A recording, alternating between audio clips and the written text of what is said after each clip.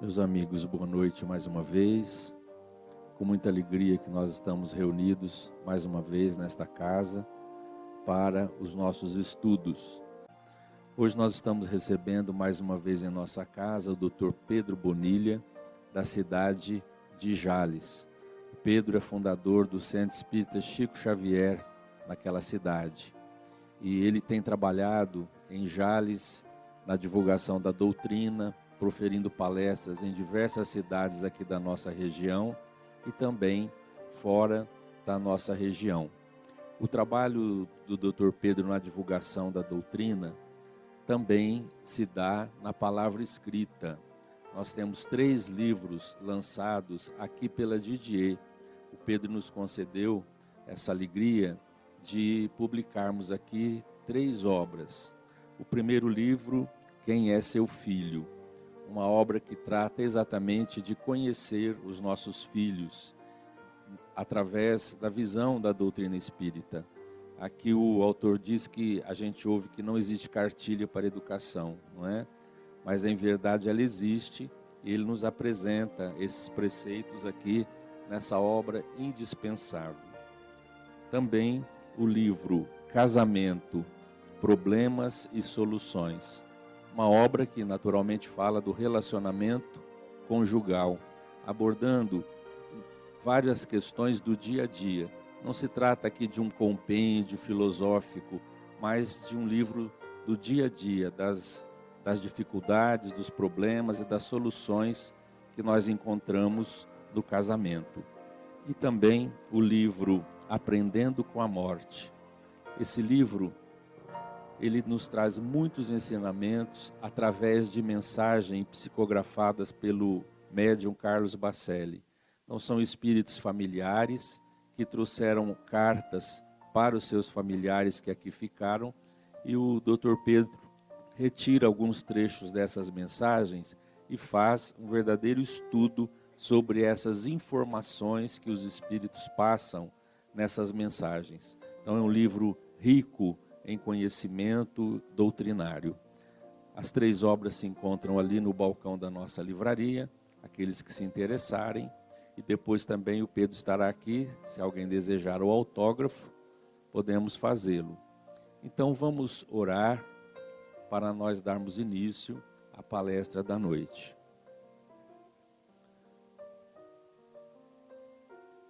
Jesus, nosso divino amigo, a alegria nos envolve pela nova oportunidade de nos reunirmos em Teu nome, a fim de buscarmos o conhecimento libertador, a mensagem que fortalece a nossa fé, que amplia os nossos horizontes de entendimento. Permita, Senhor, que nesta noite, envolvidos todos pela bênção do Seu amor, nós possamos sentir a presença amiga dos Teus mensageiros de luz, envolvendo-nos a todos para o aprendizado das lições que iremos receber. Rogamos dos bons espíritos o envolvimento amigo em favor do orador da noite, a fim de que a sua mensagem alcance não somente os nossos ouvidos, mas também o nosso coração. Assim, na bênção da sua paz, nós iniciamos a nossa reunião. Que assim seja, Senhor. Então vamos ouvir o nosso amigo. Senhoras e senhores, moços e moças, louvado seja Deus nosso Pai, o Criador, e louvado seja Jesus, o nosso Mestre, que nos permite este encontro em torno da doutrina espírita nas terras de Votuporanga, quando temos a oportunidade, esse ano reiterada já, de rever pessoas cuja amizade já se sedimentaram em nossos sentimentos há longo tempo. A tragédia do Calvário aconteceu há 2000 anos, mas ainda hoje pesa sobre os ombros de Pôncio Pilatos a condenação de Jesus. Porque foi durante o governo de Pôncio Pilatos, o altaneiro governador de Israel, que Jesus foi acusado, julgado, crucificado, morto e sepultado. Onde andará Pôncio Pilatos hoje? Ninguém sabe. Há aproximadamente 20 anos, tivemos a notícia de que ele estava reencarnado aqui no Brasil, no estado de São Paulo. Mas não nos foi dada a idade dele, então não sabemos se ele já foi ou se está por aí. Mas onde está Pôncio Pilatos? Ninguém sabe. E como viveria hoje o governador de Israel, se pudesse se lembrar da tragédia da qual foi partícipe? Não se lembra, porque Deus nosso Pai, o Onipotente, nos ampara com o esquecimento. Porque se não fosse o esquecimento das nossas vidas pretéritas, dificilmente lograremos êxito na nossa vida atual. Mas vamos deixar o nosso pensamento rolar para o passado até encontrar a cidade de Jerusalém, no ano 33 da nossa época. É o entardecer de uma segunda-feira. O sol já se coloca distante no horizonte, tingindo o céu de vermelho. Jesus com os seus discípulos se aproximam de Jerusalém. Já avistam os muros da cidade, quando ele é interceptado por um homem, que pede-lhe o auxílio para uma mulher enferma. Então ele orienta os apóstolos para que adentrem a cidade. Ele vai atender o pedido e logo mais os encontrará. E assim ele vai até a casa que lhe foi indicada. Uma casa pequena, ele chamou, ninguém atendeu. Entrou no primeiro cômodo, tornou chamar, não ouviu resposta. Passou para o segundo, chamou e ouviu um gemido no terceiro e último cômodo. Adentrou, era um quarto. A penumbra já envolvia o ambiente, tornando-o em sombra.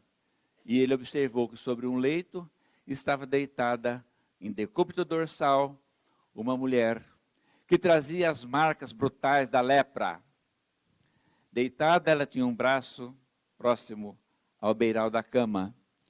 Ele se aproximou e ali então observou que aquele braço estava em chagas purulentas. Vendo melhor, observou que o seu nariz estava carcomido, os dedos retorcidos, e se compadeceu da pobre mulher.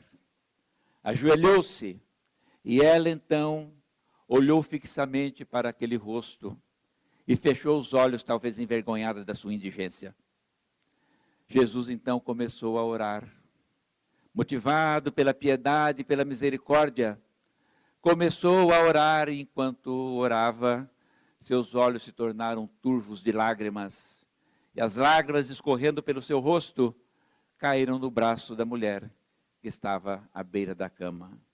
E como que por um processo não sabido, ao contato das lágrimas do Cristo, aquelas manchas e aquelas chagas purulentas começaram a se transformar, desaparecendo, e o braço da mulher ficou sadio.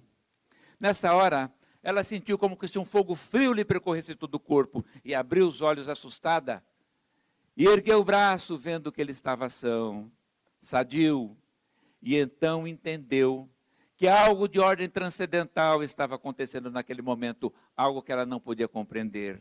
Com os olhos desmesuradamente abertos, contemplou aquele rosto que ela jamais esqueceria, e então fechou os olhos e silenciou. Jesus continuou a orar, e as suas lágrimas continuaram a cair sobre o braço da mulher. Mas por um fenômeno desconhecido, agora que o braço estava sadio, as suas lágrimas agiam à distância no seu corpo, e outras áreas lesadas começaram a se modificar, e o seu corpo adquiriu a estrutura de um corpo são e sadio. A mulher adormeceu, acordou à madrugada, e acendeu uma candeia. Perplexa, viu que não tinha mais as marcas terríveis da lepra. Passou a mão pelo seu rosto, e o seu rosto era um rosto lisinho, quentinho, cheio de sensações. Saiu, talvez na tentativa de encontrar aquele estranho, cuja imagem ela havia guardado no início dos acontecimentos fenomenais que ela pôde vivenciar. Mas já era alta madrugada. E a cidade estava deserta. E os arredores da cidade onde estava a sua casa, fora dos muros de Jerusalém, também estava deserto. Jesus, naturalmente, entrou à cidade. Depois dessa segunda-feira, veio a terça-feira, a quarta-feira, quinta-feira. Na sexta-feira, ele celebrou a última ceia com os seus apóstolos. E após celebrar a ceia, ele foi para o Getsemane, que é a parte baixa do Morro das Oliveiras. Chamou para consigo João, Pedro e Tiago, para que o acompanhasse, e ali então, chegando, ele pediu para que os três orassem e vigiassem. Afastou-se a distância de um tiro de pedra, ou seja, a distância que uma pedra alcança quando é atirada, jogada pela mão. Se colocou de joelhos e começou a orar. Sua alma estava triste até a morte. Ele estava orando, e nessa oração, em determinado momento, ele disse: Pai, se for possível, afasta de mim esse cálice. Mas se não for possível, que seja feita, acima de tudo, a sua vontade. Levantou-se e foi até onde estavam os três apóstolos, os encontrou dormindo, admoestou-os: Não podeis orar e vigiar uma hora sequer comigo? Voltou ao lugar onde estava e continuou em oração. Como disse, sua alma estava triste até a morte. Vivenciava uma angústia profunda, um torpor, um estado de depressão inquestionável. E por isso, em determinado momento, começou a transpirar sangue. Seu corpo ficou coberto de sangue. E depois de alguns instantes, ele levantou-se e foi até onde estavam os apóstolos, os encontrou dormindo outra vez. Tornou a admoestá-los. E eles, quando viram o Cristo ensanguentado, se assustaram. E Jesus disse assim: O espírito está pronto, mas a carne é fraca. Nesse momento, ouviu-se o farfalhar de passos pisando sobre folhas secas. Mas aqui nós abrimos um parênteses para comentar o que acabamos de dizer. Quando Jesus disse assim: Pai, afasta de mim esse cálice, por que ele falou isso? Alguns intérpretes desse texto evangélico dizem que ele falou isto porque ele estava com medo. A sua condição de homem humano lhe dava medo diante da circunstância vivenciada. Afirmam essas pessoas que ele pediu ao Pai para que afastasse o cálice porque ele estava com medo. Era a condição humana dele. Olha, vou dizer uma coisa aqui para nós. Se Jesus estava com medo, nós estamos perdidos, lascados mesmo, sem nenhuma possibilidade de sucesso na vida. Jesus não estava com medo. Por que ele falou: afasta de mim esse cálice? O cálice que ele pedia para ser afastado não era o cálice que iria se derramar sobre ele.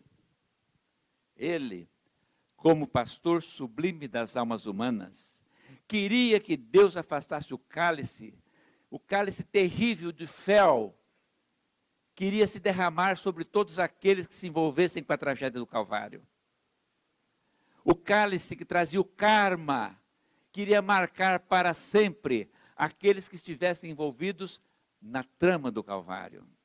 E ele, o Cristo, o amor por excelência, porque o amor é uma coisa abstrata, mas se uma vez pôde ser visto e apalpado, foi quando Cristo estava aqui.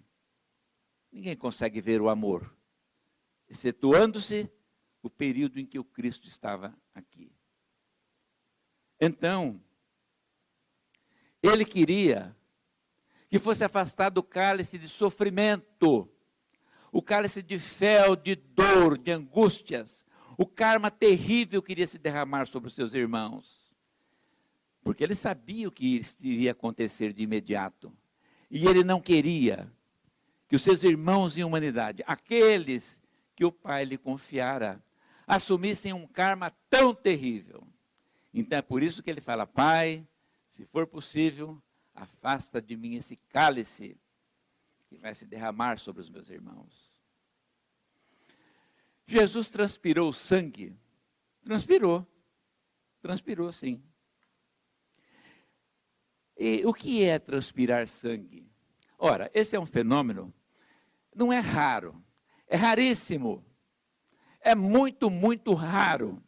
Acontece só em ocasiões especiais, quando a pessoa está sob uma angústia muito grande, uma tensão emocional superlativa, um estresse exagerado. Então, o que acontece é que se rompem os capilares sanguíneos que se encontram sobre a pele. Capilares sanguíneos são vasos sanguíneos finíssimos. Esses capilares, em decorrência da tensão, do estresse, da angústia, se rompem e derramam sangue. Eles que estão sob a epiderme derramam sangue e o sangue se mistura com o suor excretado pelas glândulas sudoríparas. E então, quando o suor vem à tona, o suor vem manchado de sangue. Então Jesus transpirou sangue, sim. O interessante é que o único apóstolo que narra isto é o apóstolo Lucas. Mas Lucas não estava lá. Pois é, não estava lá, mas escutou falar. E por que só ele narra? Porque talvez só ele compreendesse o fenômeno, já que era médico formado na escola de medicina da Universidade de Alexandria, no Egito. Então Jesus transpirou sangue num fenômeno chamado de hematidrose. E quando ele se apresenta aos apóstolos, esses se assustam e ele diz assim: o espírito está pronto. Ou seja, não há problema nenhum, eu estou pronto. Mas a carne não está sendo forte o suficiente para suportar toda essa situação terrível que eu gostaria de evitar. Mas aí o tempo passa e a história de que a carne é fraca passa a assumir uma nova contextualização. Hoje nem tanto, mas a questão de 30 anos, 50 anos, 60 anos, aí algumas décadas passadas do século XX, quando os padrões da moralidade eram mais respeitados, eram mais vivenciados, era muito comum uma pessoa, por exemplo, ser surpreendida em adultério, e aí para se justificar, ela fazia uma carinha triste e dizia assim: a carne é fraca. Porque vocês já ouviram isso, né? Quem aqui tem mais de 50 anos sabe disso. Não tem nada a ver uma coisa com outra. A pessoa se valeu de um termo, de um texto evangélico, para justificar uma falta que não tem nada a ver uma coisa com a outra. Mas aqui nós fechamos o parênteses, para dizer que se ouviu o farfalhar de passos pisando sobre folhas secas. Ali estavam chegando homens do povo, gente do Sinédrio, soldados de Pôncio Pilatos, e na frente deles todos, Judas, filho de Simão e Sibória, da cidade de Queriote. Judas se aproximou e depositou um beijo na face do Cristo. Em seguida, um laço foi lançado sobre o Messias da Galileia, que enroscou no seu ombro, mas ele o acomodou na cintura. Nessa hora, indignado, Simão Pedro desembainhou a espada e decepou a orelha do centurião Malcos. Pedro era um homem explosivo, mas não era perigoso. O perigo estava em Judas, que abraçava e beijava. Malcos ficou desesperado, porque era grande desonra para um centurião romano ter a sua farda manchada de sangue fora de combate. E diante daquele desespero todo, Jesus pegou a orelha de Malcos, que estava no chão, e a recolocou no lugar. Em seguida voltou-se para Simão Pedro e disse: Pedro, guarda a espada, porque quem com a espada fere, com a espada será ferido. Então, dirigiram-se para o Sinédrio. O Sinédrio estava regurgitando de gente, o templo estava regurgitando de gente, porque tal qual hoje, naquela época, as pessoas também gostavam de tragédias, gostavam do que é nefasto, do que é doloroso, do que é triste, do que é traumático. E então, manietado, Jesus foi submetido a um interrogatório cruel. Eram perguntas que se sucediam umas sobre as outras, sem que houvesse tempo de serem respondidas, se ele o quisesse. Anás estava lá, o seu genro Caifás também, agitado, andando de um lado para o outro. E as perguntas eram feitas e Jesus ficava silente. Então, em determinado momento, um soldado lhes bofeteia a face e pergunta colérico: não respondes ao sumo sacerdote? Jesus olhou para o soldado e disse, com tranquilidade e serenidade na voz: soldado, por que é que você me bateu? Se eu errei, mostra o meu erro. Mas se eu não errei, por que é que você me bateu? E o interrogatório continuou. E em dado momento, alguém perguntou: tu és o filho de Deus? Aí Jesus respondeu e disse: sim, eu o sou. Caifás rasgou as roupas irritado e disse: blasfemou! Ele blasfemou. É blasfêmia o que ele acaba de fazer, portanto, é réu de morte. Levemo-lo a Pôncio Pilatos. Abrimos aqui um novo parênteses para comentar os últimos fatos. Jesus colocou mesmo a orelha de Malcos no lugar? Colocou. Tem pessoas que acham que isso daí são coisas do Evangelho. Colocou. Eu não sei porque que as pessoas estranham e duvidam. Porque hoje, um médico tira o coração do peito de uma pessoa e coloca no peito de outra. Tira o rim de uma pessoa e coloca em outra pessoa. Hoje se faz a redesignação sexual, ou seja, um homem altera a morfologia da sua genitália através de cirurgias e a partir daí passa a se identificar como mulher e vice-versa.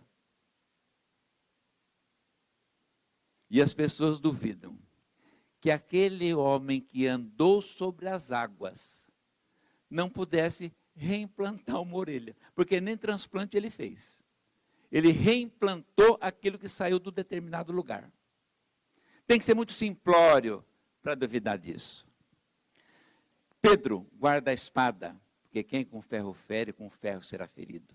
Estava enunciada ali a pena de talião, que só pode ser aplicada por Deus. E as pessoas, inadvertidamente, acham que também podem aplicá-la. Fulana disse que o meu filho é vagabundo, ela me paga. Vou esparramar que a filha dela não presta. Porque ela fala do meu filho, eu vou falar do filho dela, da filha dela. Porque é a pena de talião. Quem com ferro fere, com ferro será ferido. Mas a pena de talião só pode ser aplicada por Deus, o onipotente, e não por qualquer um de nós. E então o soldado esbofeteia Jesus, e é interessante, porque nós aprendemos que Jesus disse que quando alguém nos bater numa face, devemos apresentar a outra. Mas ele apanhou numa face e não virou o outro lado do rosto. Ora, é claro, há erros de interpretação. Ele virou o outro lado do rosto. Nós é que achamos que o lado do rosto que deve ser virado é o lado físico. Não, de jeito nenhum. É o outro lado da situação em que se vivencia. Apresentar-lhe a outra face. É tudo uma questão de palavras.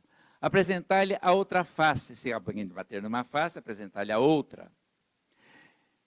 Ele fez isso? Fez. Porque é a face do momento que se vivencia.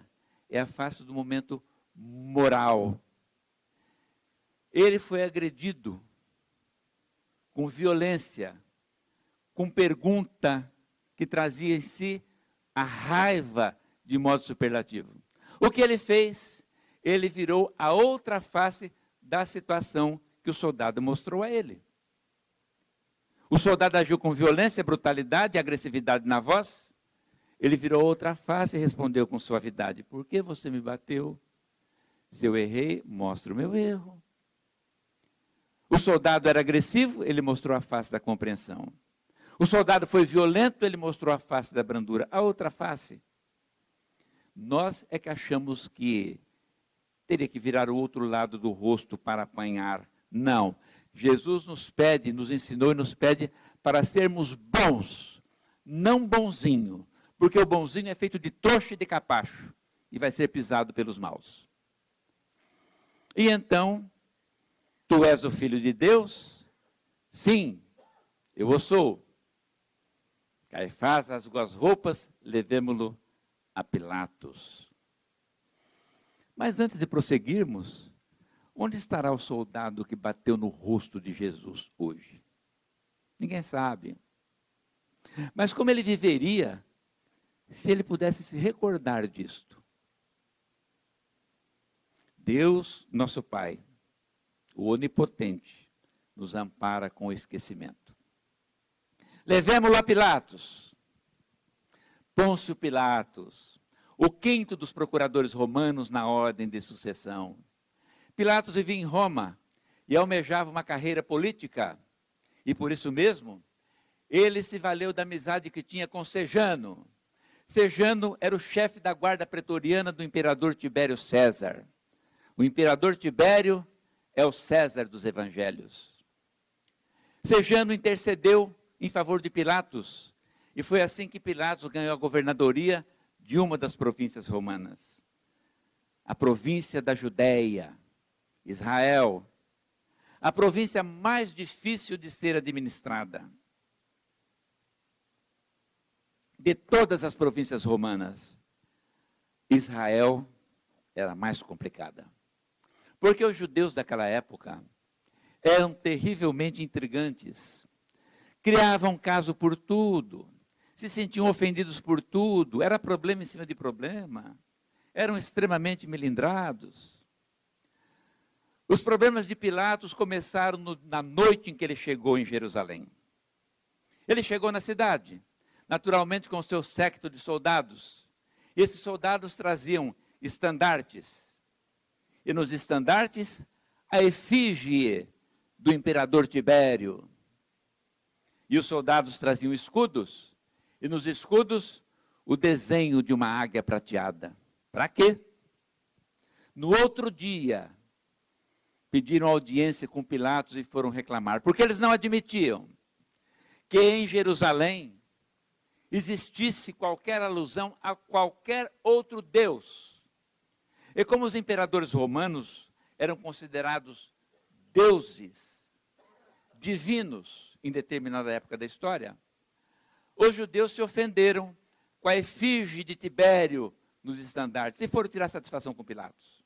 Por outro lado, não admitiam a águia nos escudos, porque Roma era conhecida como o império das águias dominadoras. E a águia no escudo, entendiam eles, que era uma demonstração de poderio e de humilhação para eles. E assim foi. Por qualquer coisa, eles iam reclamar com Pilatos. Certa vez, Pilatos resolve presentear o tetrarca da Galileia, Herodes Antipas, e o presenteou com alguns escudos, para enfeitar o seu salão de audiências, o salão de festas, sabe-se lá. Mas esses escudos também tinham a águia prateada. Foram reclamar com Pilatos de novo, onde se viu tal coisa. Mas os problemas sempre existiram.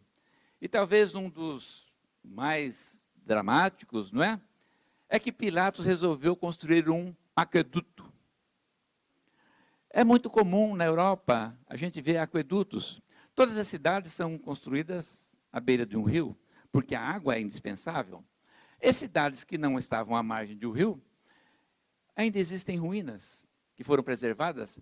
Pegava-se a água de um rio que estava num relevo mais alto e através de quilômetros se canalizava essa água através de um aqueduto e trazia água para a cidade.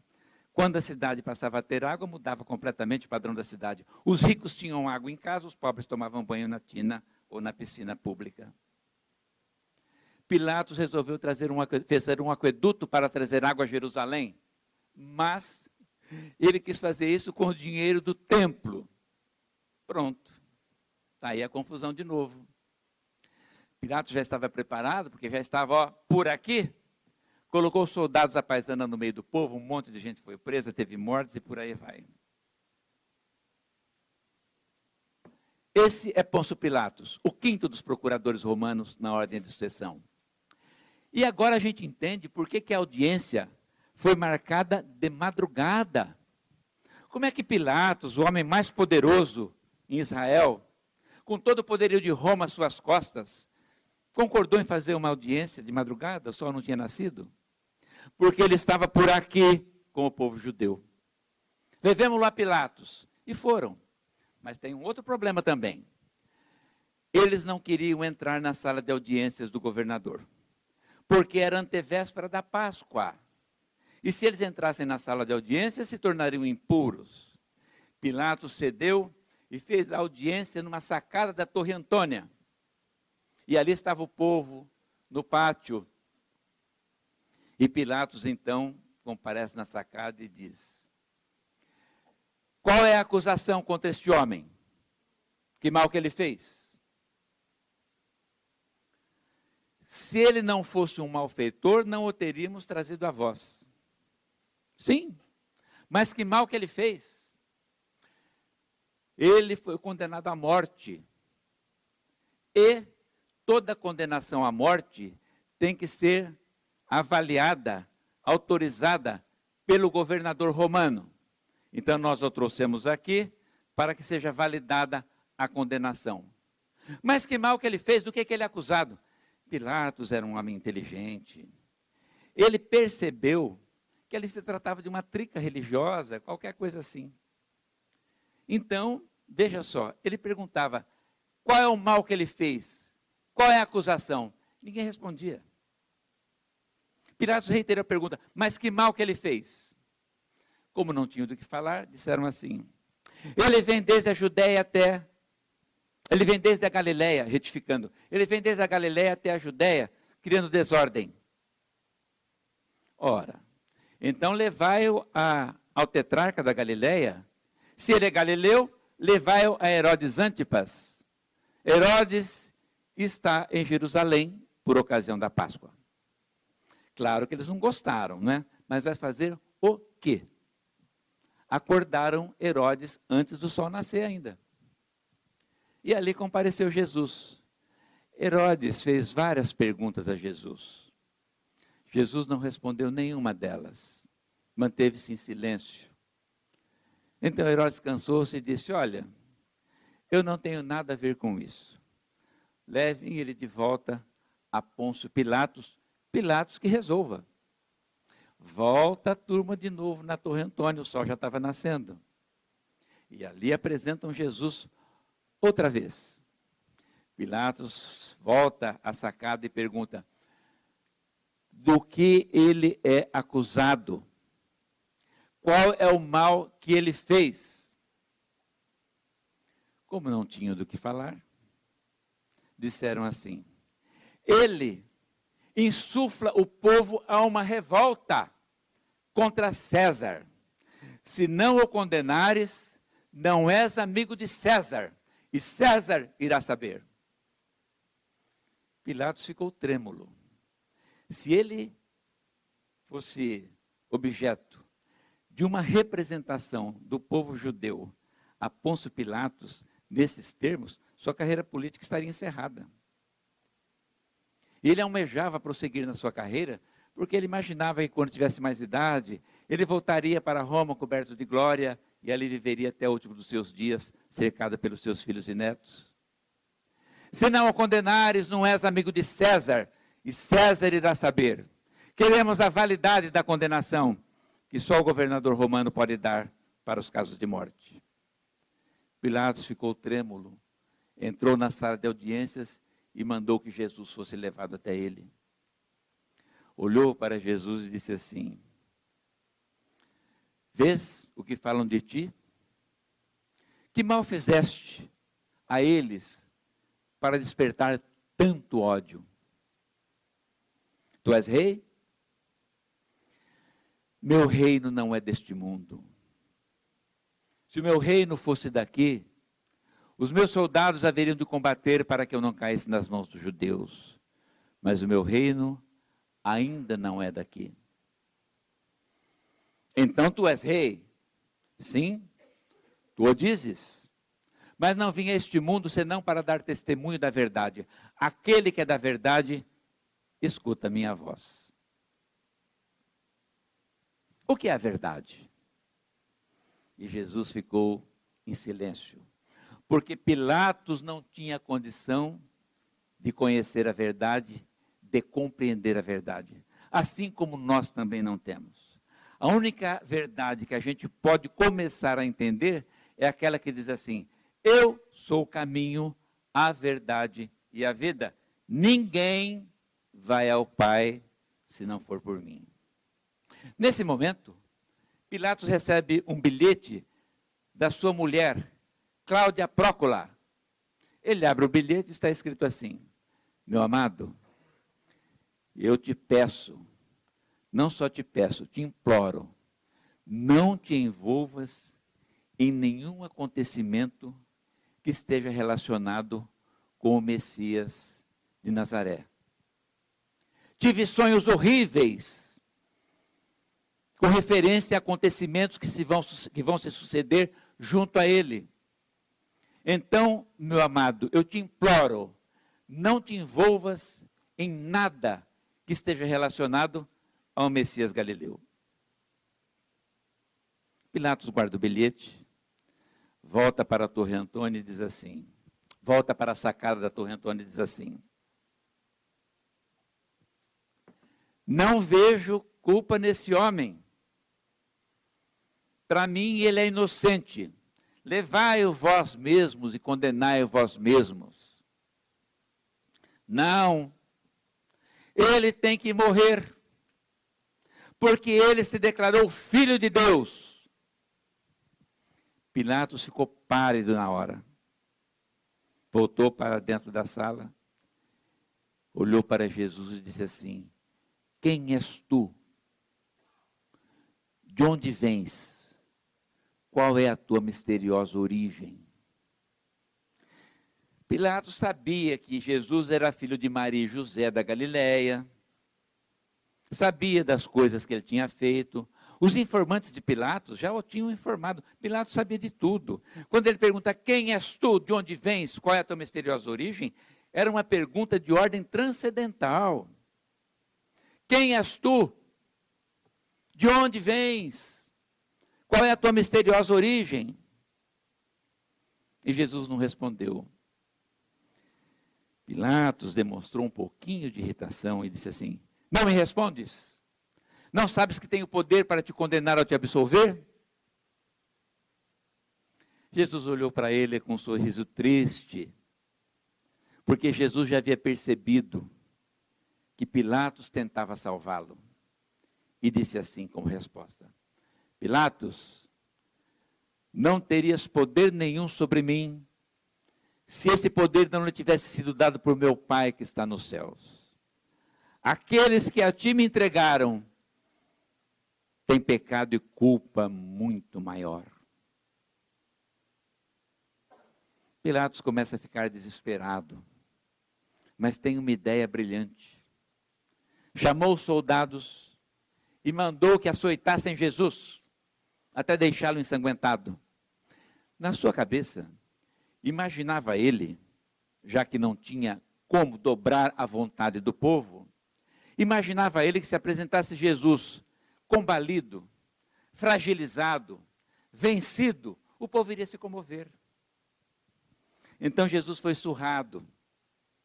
Pilatos volta para a sacada, sozinho, para criar um lance teatral. O povo está naquele burburinho, aquele falatório, aquela coisa toda. Ele estende a mão pedindo silêncio.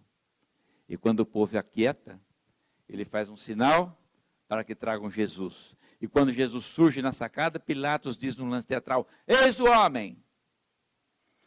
Há uma estupefação na multidão. O povo fica perplexo ao ver Jesus todo ensanguentado, ao quebrado. Mas depois de alguns segundos, uma voz, um dos secretários do Sinédrio, diz: crucifica-o! Bastou que uma voz falasse isso, para que todos começassem a gritar: crucifica-o, crucifica-o, crucifica-o. Pilatos sentiu-se perdido. Jesus olhou o povo, ali não estavam os apóstolos, não estavam os amigos, aquelas pessoas que tinham sido favorecidas, auxiliadas, curadas por ele não estavam. Ele percebeu que ele estava completamente sozinho. O único que procurava salvá-lo, nessa hora dramática, era o governador romano, Pôncio Pilatos. Pilatos ficou perplexo com a atitude do povo. E ainda, num lance final, vamos dizer assim, já nos estertores, né, da situação dramática, ele diz: olha, estamos na antevéspera da Páscoa, e é tradição que por ocasião da Páscoa um prisioneiro seja libertado. Quem vocês querem que seja libertado? Jesus de Nazaré ou Barrabás, o salteador e homicida preso em flagrante? E para desespero de Pilatos, o povo gritou: liberta Barrabás e crucifica Jesus. Liberta Barrabás e crucifica Jesus. Liberta Barrabás e crucifica Jesus. E aquilo tomou um volume ensurdecedor. Perplexo, Pilatos manda que traga uma bacia com água e sabão. Enquanto lava as mãos, diz assim: lavo as mãos do sangue desse inocente.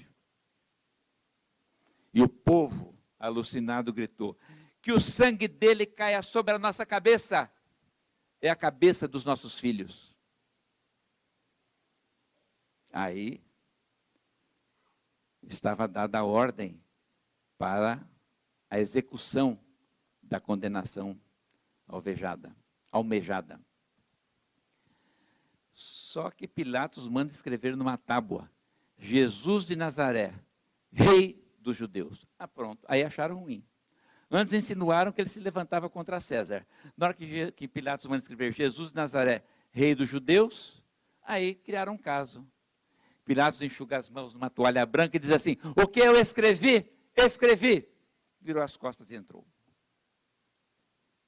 E aí então começam os preparativos para que todos vão ao Calvário, o Gólgota, o Morro da Caveira. Começa o cortejo, mas aqui nós abrimos o último parênteses. Não terias poder nenhum sobre mim se esse poder não tivesse sido dado por meu Pai que está nos céus. Pilatos tinha o poder de condenar ou não condenar Jesus? Tinha. Tinha sim. E se Pilatos fala assim: olha, ele é inocente, nele ninguém coloca a mão, Jesus seria crucificado ou não? Seria. Porque se Pilatos resolve não deixar que Jesus seja condenado, o povo invadiria a Torre Antônia, mataria a guarda palaciana de Pôncio Pilatos, mataria o próprio Pilatos, se fosse preciso, e crucificaria Jesus. A diferença é que se Pilatos fala não, Pilatos entraria no mundo espiritual como um mártir, aquele que teve a vida sacrificada para que um inocente não fosse morto. Mas ele lavou as mãos e entrou no mundo espiritual como um homem acovardado. Depois, ele foi transferido para a Gália e lá, infelizmente, cometeu suicídio. Pilatos veio com a tarefa de condenar Jesus? Não.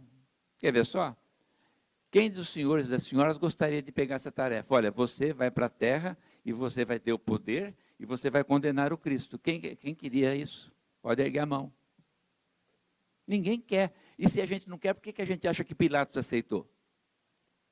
Judas veio com a tarefa de trair o Cristo? É claro que não, traiu porque quis. Pilatos deixou que fosse condenado porque quis. Quer ver? Quem que lá nas esferas espirituais seria abordado por um anjo do Senhor e diria assim, olha, você vai para a terra e você vai trair o Filho de Deus com um beijo na face. Quem quer? Levanta a mão. E aí ninguém quer. E por que vocês acham que Judas aceitou então? Eles não vieram com essa... Nossa, a moça ali coçou, pôs a mão na cabeça, pensei que ela estava erguendo a mão. Por que que eles iriam aceitar se nós não queremos? Eles não vieram com essa tarefa. Não. Se Pilatos não é o quinto procurador romano, o quinto procurador romano seria outro. Se ele não fala com Sejano, Tibério possivelmente teria indicado outro. Se Judas não traísse, quem iria trair seria outro. Ah, mas dizem as profecias que eles, aconteceria isso tudo. As profecias dizem mesmo. Mas diz o nome de quem faria isso? Não. Não diz o nome. Poderia ser qualquer um.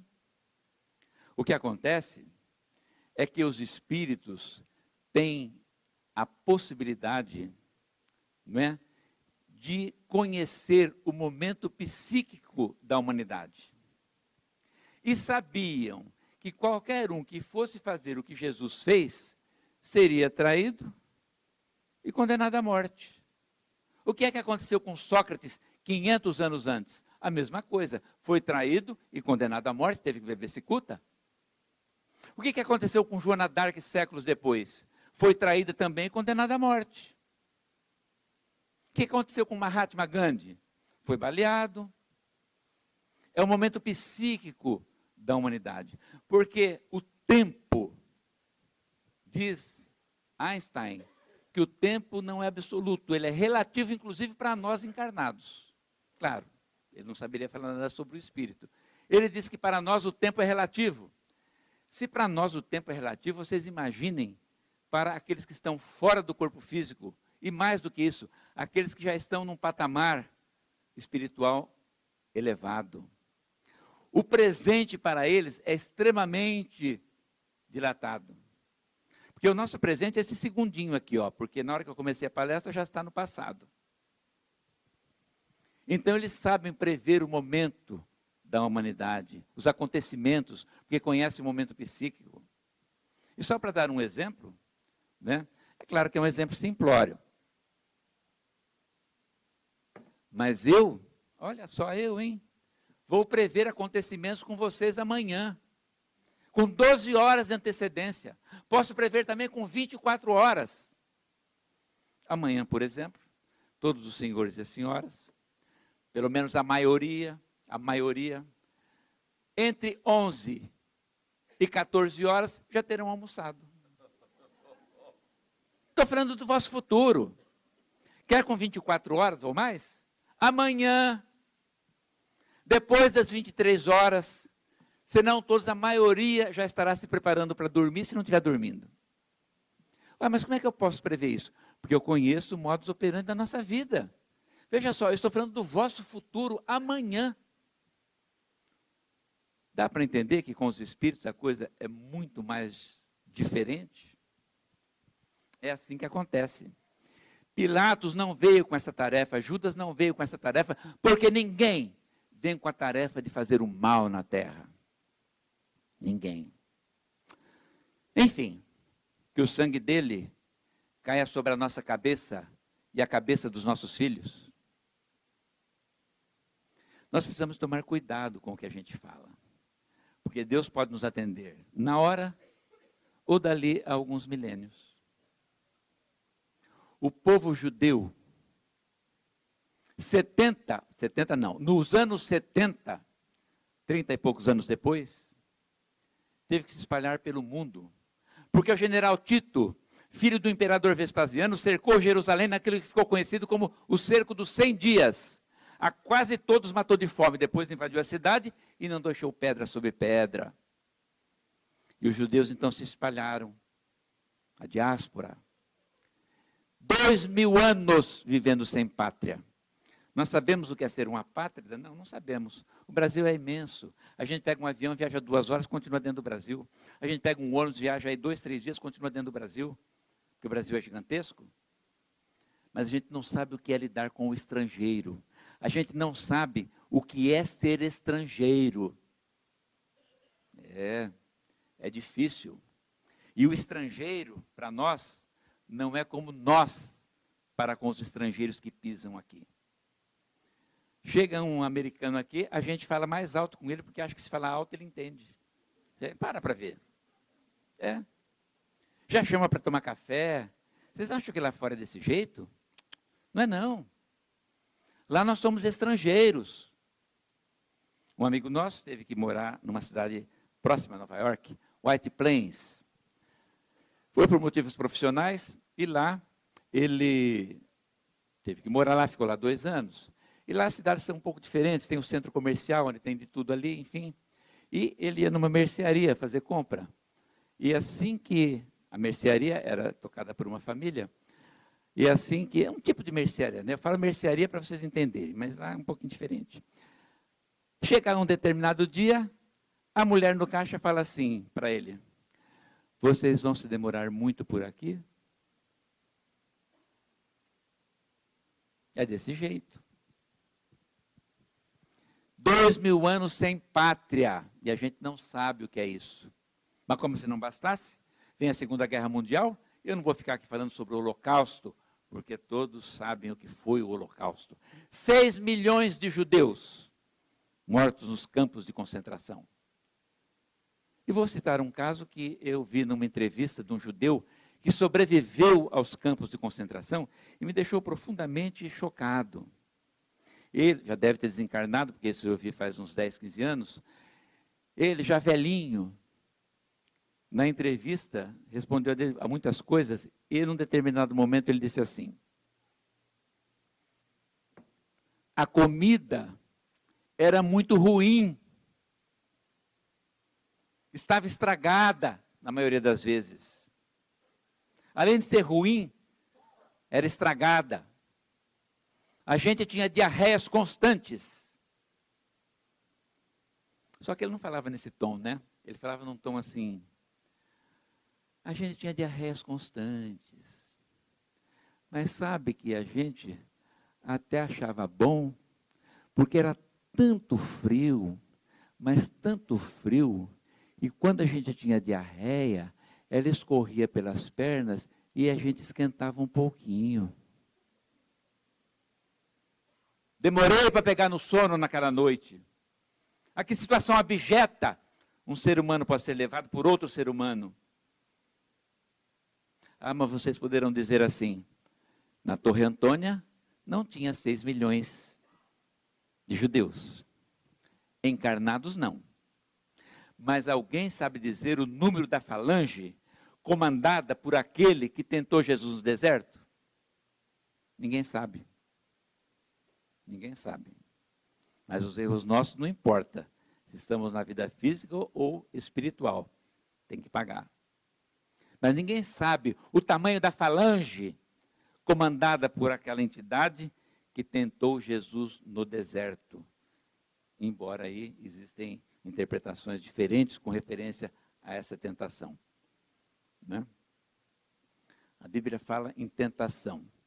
O Bacelli já fala que é diferente, e o Bacelli interpreta de uma forma bem melhor. Mas, enfim, que o sangue dele caia sobre a nossa cabeça e a cabeça dos nossos filhos. Está aí. Era isso que Jesus queria evitar. Mas o tempo passou. O que escrevi, escrevi. Mas nós vamos comentar isso depois, porque o cortejo para o Calvário já está a meio caminho. Jesus está fortemente cercado por soldados armados. O povo está todo ali. Jesus estava sendo cercado, escoltado, melhor dizendo, por soldados. Era para que ele não fugisse? Imagina. Ele estava sendo escoltado por soldados para que o povo não acabasse com ele antes da crucificação. Porque tal qual acontece hoje, por exemplo, o pessoal identifica um pedófilo. Aí levam ele para a delegacia fica fortificada, porque o povo quer pegar o sujeito e linchar, não é assim? Mas não pode, tem que cumprir a lei. Naquela época, era a mesma coisa. Foi condenado à crucificação, vai ter que ser crucificado, não pode ser linchado antes.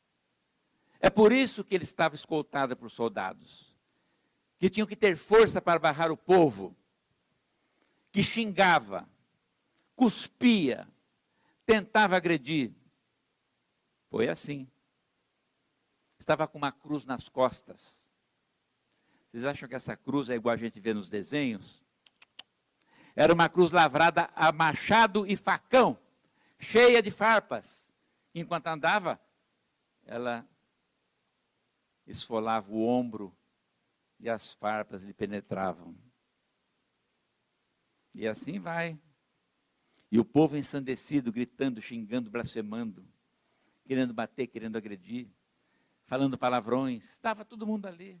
Porque tal qual hoje, como eu disse, as pessoas gostam de uma tragédia. E no meio desse povo todo, está quem? Barrabás, que ganhou a liberdade. Claro, está feliz da vida. Tem uma mulher nos seus braços. Ela tem mais idade do que ele. Mas ela está toda faceira. Ela se espreme no peito dele. Ele a estreita nos seus braços. Ela beija um lado do rosto, beija o outro, beija a testa, mexe na sua barba. Barrabás tem uma barba maltratada, o cabelo desalinhado, mas ainda é um homem forte, um homem bonito. E ela está ali, toda contente. Ela não está nem aí com o que está acontecendo, ela está alheia a tudo aquilo. O que interessa a ela é somente Barrabás. E ela ri, e o seu riso cristalino contamina as pessoas que estão ao seu redor. Ela é a mãe de Barrabás.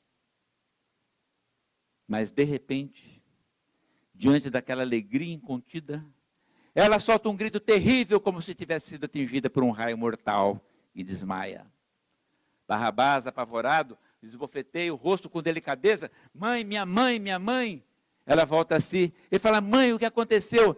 Ela fala, aquele homem. Ele olha, mas ali estava cheio de homens.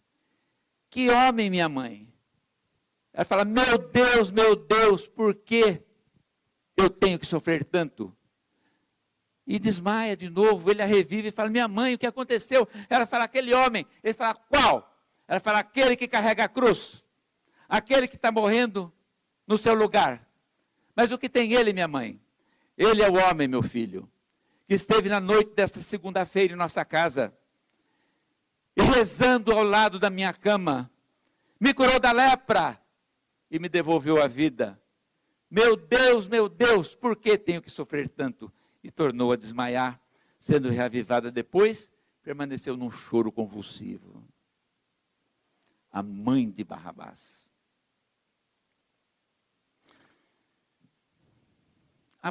Paralelamente a esses fatos narrados, nós podemos extrair algumas lições práticas para o nosso dia a dia. Sim. Por exemplo, o que aconteceu com a mãe de Barrabás, acontece com todos nós. Que felicidade maior poderia almejar aquela mulher? Escapou da lepra, foi curada da lepra, escapou da morte, e o filho que estava condenado foi libertado. O que é que uma mãe pode querer mais na vida? Era uma felicidade suprema. Mas aqui na terra, nós nunca teremos felicidade sem manchas. Porque quando a gente está infeliz, quando surge algum problema, a gente até compreende e diz assim, mas o que eu vou fazer? É assim mesmo. Paciência. Os espíritas falam assim, É um mundo de prova e expiação. Mas até os espíritas, quando estão felizes e têm algum momento de tristeza, não conseguem compreender. Porque quando está com algum problema, o problema está ali, é até contornável. Mas nós não nos conformamos quando nós estamos felizes e a nossa felicidade é manchada, que foi o que aconteceu com a mãe de Barrabás. É aquela situação em que a família está exultante, porque o filho passou no vestibular. Mas a filha está chorando no quarto em depressão porque terminou o noivado. Então o pai ou a mãe fala assim, nossa, a gente não tem sossego nessa vida. Tanto esforço para o fulano passar, ó, nessa felicidade toda, aí. Então a gente tem dificuldade para se conformar. É assim.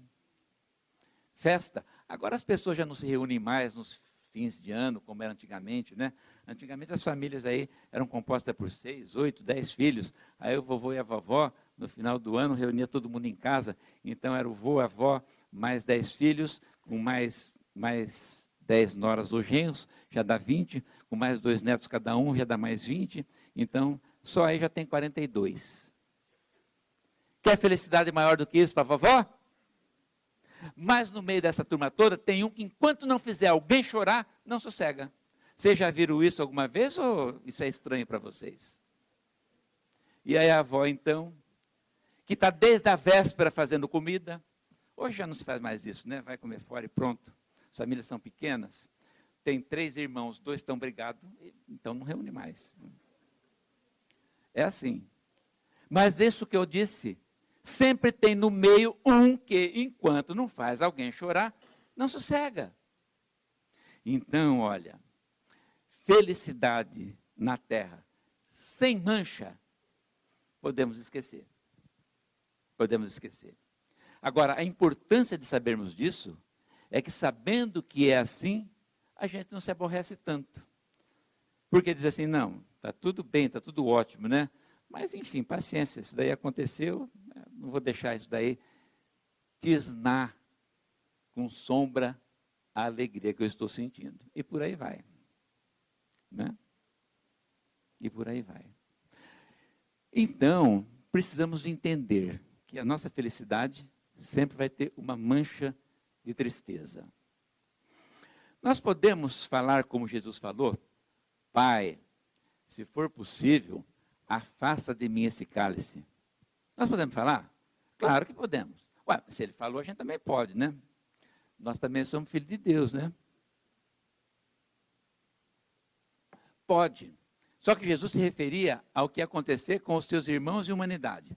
A gente, quando pedir isso, é para se livrar do próprio problema. Então, nós estamos com um problema qualquer. A gente está com a suspeita de que vai ser dispensado do trabalho, do serviço, do emprego. A gente pode falar, Pai, afasta de mim esse cálice. Pode. A gente vai ao médico, tem um diagnóstico de câncer. A gente pode falar, Pai, afasta de mim esse cálice. Pode. É claro que pode. Um problema de ordem familiar. A gente pode falar, Pai, afasta de mim esse cálice. Pode. Mas nós não podemos esquecer de completar a frase. Pai, afasta de mim esse cálice, mas, acima de tudo, seja feita a sua vontade. Aí está tudo certo. Aí está tudo certo. Né? A pena de talião, mesma coisa. A gente já sabe, porque eu já expliquei. Deixa. Olha, não se esqueçam nunca de que a mão de Deus é muito mais pesada do que a nossa. É muito mais pesada do que a nossa. Nós não precisamos de tirar desforra, de revidar, de que... Não. Deixa as pessoas. Guardemos sempre isso. A mão de Deus é muito mais pesada do que a nossa.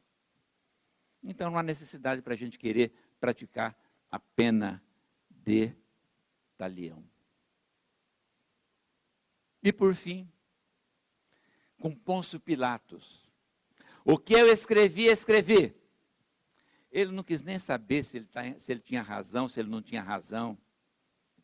O que eu escrevi, escrevi. E a gente vê que as pessoas não fazem isso. Inclusive os espíritas. Pelo menos lá de Jales. Daqui eu não sei. Se o microfone cai, eu falo assim, Luiz Antônio, Valdinho, o microfone caiu. Não, o microfone não caiu, eu que derrubei. Mas as pessoas não assumem o que fazem. Não assumem. Estou com esse copo aqui, derrubo o copo, o copo caiu. O que você quer que eu faça? Que eu compro outro ou compro um joguinho? O copo não caiu. Fui eu que derrubei o copo. E assim eu vejo acontecer. Surge alguma coisa, quem foi? Quem foi? Mas não aparece de jeito nenhum. Eu não fui. Eu também não fui. Isso e aquilo. É desse jeito. Não. Sejamos como Pôncio Pilatos. O que eu escrevi, escrevi. Eu derrubei o copo, derrubei o microfone. E aí, como é que nós vamos consertar isso? É desse jeito. Essa coisa é muito interessante. Quem é professora sabe disso. Professora, professor. É mais ou menos assim. O aluno chega em casa e fala assim, mãe, tirei 9,5. Olha que beleza. Mas em outra ocasião ele chega e fala assim, mãe, a professora me deu 0. Não, a professora não deu 0, mas se na primeira ele tirou 9,5, por que na segunda ele não fala que tirou 0? Não. Quando é 9,5, eu tirei. Quando é 0, é a professora que me deu. É assim. Então sejamos como Pôncio Pilatos. O que eu escrevi. Derrubei o copo, quebrei tal coisa, sujei em tal lugar. E, como nós não temos o poder de Pôncio Pilatos, vamos depois nos justificar, nos desculpar.